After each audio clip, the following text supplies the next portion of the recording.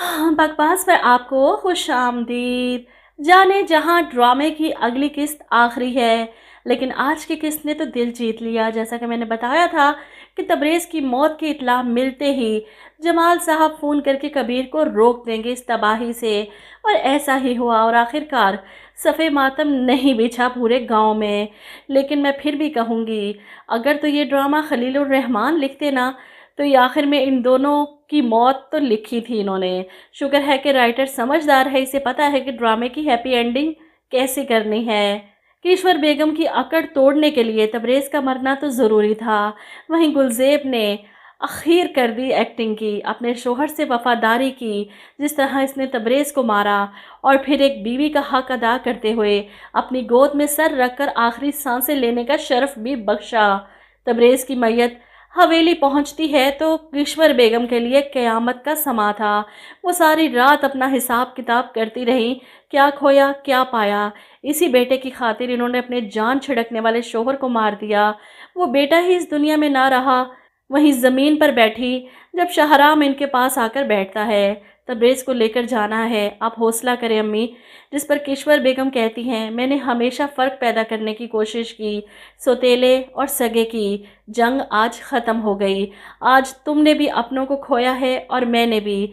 जिस पर शहराम आज आखिरकार बोल ही पड़ता है, आपकी तरह किसी की जान लेकर दिखावा नहीं कर रहा।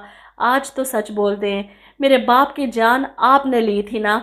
और आज किश्वर बेगम वाकई चुप नहीं रहती। हाँ, मैंने ही मुराद शाह को रास्ते से हटाया, क्योंकि मुझे लगा था कि वो मेरे तबरेज़ का हक तुम्हें दे रहे हैं।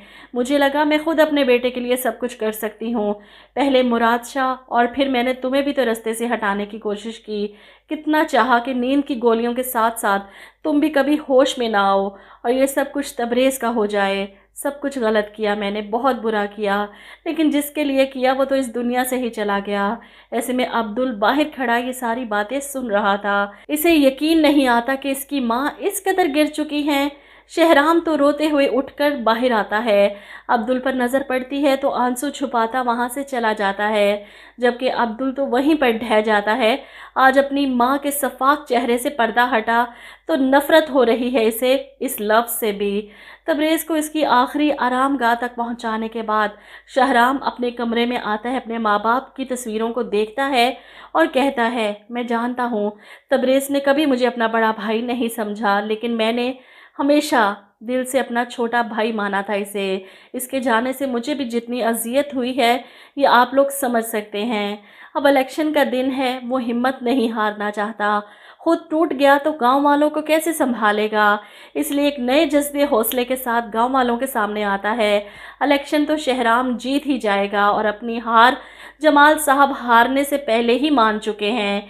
इसलिए कबीर और इसके बाप को स्टेशन पर छोड़ने आते हैं कि ये कोई मामूली गांव नहीं, मुराद अली शाह के बेटे शहराम मुराद का गांव है और वो तुम्हें किसी कीमत यहाँ बर्दाश्त नहीं करेगा, इसलिए बेहतर है चले जाओ यहाँ से।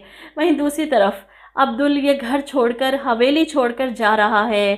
किश्वर बेगम इसे रोकने की कोशिश करेंगी तो वो अपनी माँ को इनका असल चेहरा दिखाएगा, नफ़रत है मुझे आपसे।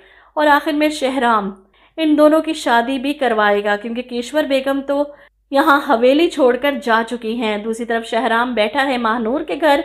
जब इसके वालिद अफसोस करते हुए कहते हैं, कभी कभी ऐसा वक्त आता है कि अल्फाज इंसान का साथ ही छोड़ देते हैं। जिस पर शहराम कहता है कि ज़िंदगी इसी ऊंच नीच का नाम है, इसी धूप छाँव के सहारे ज़िंदगी गुजर गई है, बाकी भी गुजर जाएगी। आगे आप देखेंगे कि शहराम के वफादार मुलाजिम का फ़ोन आता है ये बताने के लिए कि बेगम साहिबा कहीं चली गई हैं।